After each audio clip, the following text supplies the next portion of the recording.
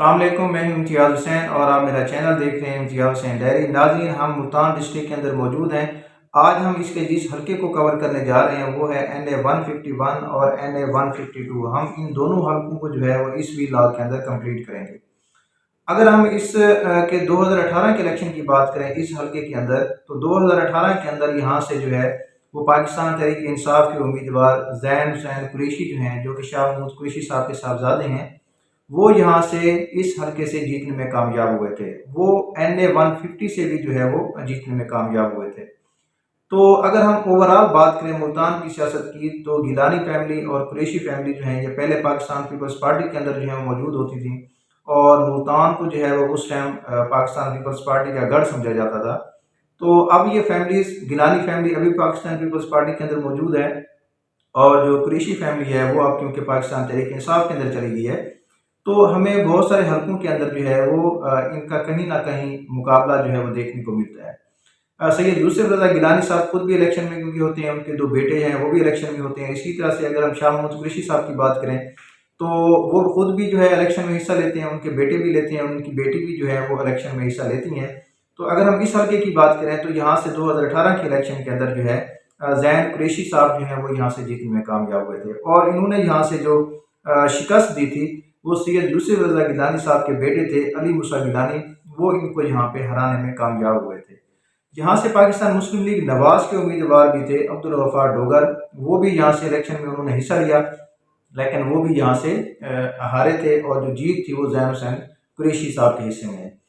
تو پھر یہاں پہ ضمنی الیکشن جو ہوا، اس ضمنی الیکشن کے اندر پاکستان تحریک انصاف سے جو یہاں پہ امیدوار تھے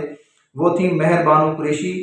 جو کہ زین حسین قریشی کی بہن ہے اور شاہ محمود قریشی صاحب کی صاحبزادی ہیں۔ انہوں نے یہاں سے پاکستان تحریک انصاف کے ٹکٹ کے اوپر الیکشن لڑا، لیکن وہ یہاں سے علی موسیٰ گیلانی سے ہار گئی۔ لیکن یہاں پہ ایک امپورٹنٹ فیکٹر یہ بھی ہے کہ 2018 کا جو جنرل الیکشن ہوا تھا اس کے اندر 3 امیدوار تھے، زین حسین قریشی صاحب تھے، اور اس کے علاوہ علی موسیٰ گیلانی تھے، اور جو تیسرے جہاں پہ امیدوار تھے وہ تھے یہاں پہ عبدالغفار ڈوگر۔ لیکن جو پھر بعد میں الیکشن ہوا ضمنی الیکشن کے اندر جو ہے وہ یہاں سے 2 امیدوار رہ گئے تھے۔ مہر بانو قریشی جو ہیں وہ پاکستان تحریک انصاف کے ٹکٹ کے اوپر الیکشن میں حصہ لے رہی تھیں، اور جو دوسرے امیدوار تھے وہ تھے علی موسیٰ گیلانی۔ جہاں سے عبدالغفار ڈوگر نے اس الیکشن کے اندر حصہ نہیں لیا، اور انہوں نے یہاں پہ حمایت کی علی موسیٰ گیلانی کی۔ تو یہاں سے جو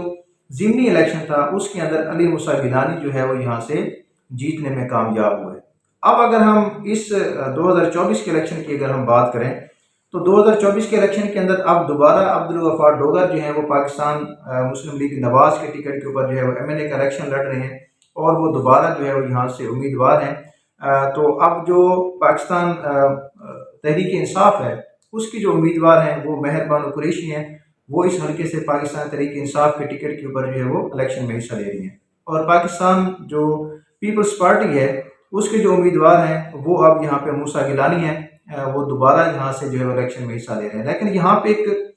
تبدیلی جو ہے وہ آئی ہے، وہ یہ آئی ہے کہ پاکستان تحریک انصاف کے اندر جو اس ٹائم MP تھے واصف عباس رام،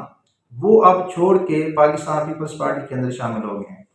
تو وہ اپنے علاقے کے اندر اس حلقے کے اندر خاص طور پہ ایک مضبوط امیدوار جو ہے وہ کنسیڈر کیے جاتے ہیں، تو ان کی شمولیت پاکستان پیپلز پارٹی کے ساتھ ہوئی ہے۔ تو پاکستان پیپلز پارٹی کے اندر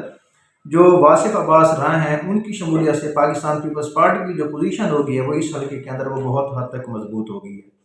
اب اگر ہم اوورال جنرل بات کریں تو جو بہت زیادہ ٹف کلوز مقابلہ ہونے کی توقع ہے وہ ہیں موسیٰ علی گیلانی صاحب، اور جو دوسرے امیدوار ہیں وہ مہر بانو قریشی ہیں۔ لیکن اوورال انالیسز کی اگر ہم ان دی اینڈ بات کریں تو کیونکہ علی موسیٰ گیلانی کا جو پینل ہے وہ یہاں پہ کافی مضبوط ہے، کافی مضبوط پوزیشن کے اندر یہاں پہ موجود ہے اس حلقے کے اندر، اور اس مضبوط پوزیشن کی وجہ واصف عباس راں کی جو ہے وہ ان کے ساتھ پینل ہے،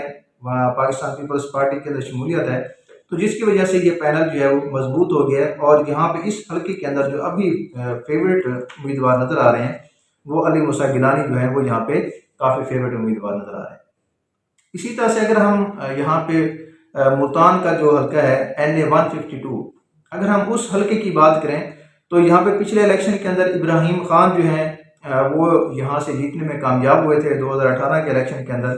اور انہوں نے ایک بہت مضبوط امیدوار پاکستان پیپلز پارٹی کے امیدوار سید یوسف رضا گیلانی صاحب کو جو ہے وہ یہاں پہ शिकस्त दी थी। तो सैयद यूसुफ रज़ा गिलानी जो हैं, क्योंकि अब वो इस हल्के के अंदर मौजूद नहीं है, पाकिस्तान पीपल्स पार्टी ने सैयद यूसुफ रज़ा गिलानी का जो हल्का है वो यहाँ से तब्दील कर दिया है।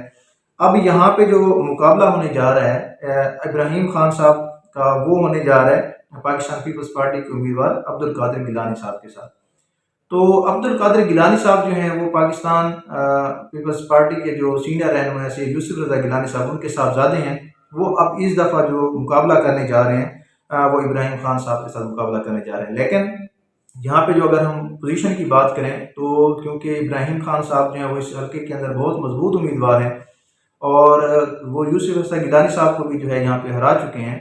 तो अब इस हल्के के अंदर अब्दुल कादिर गिलानी का मुकाबला तो ज़ाहिर बात है, मैंने जैसे स्टार्ट में बताया, गिलानी ख़ानदान मुल्तान की सियासत के अंदर जो है वो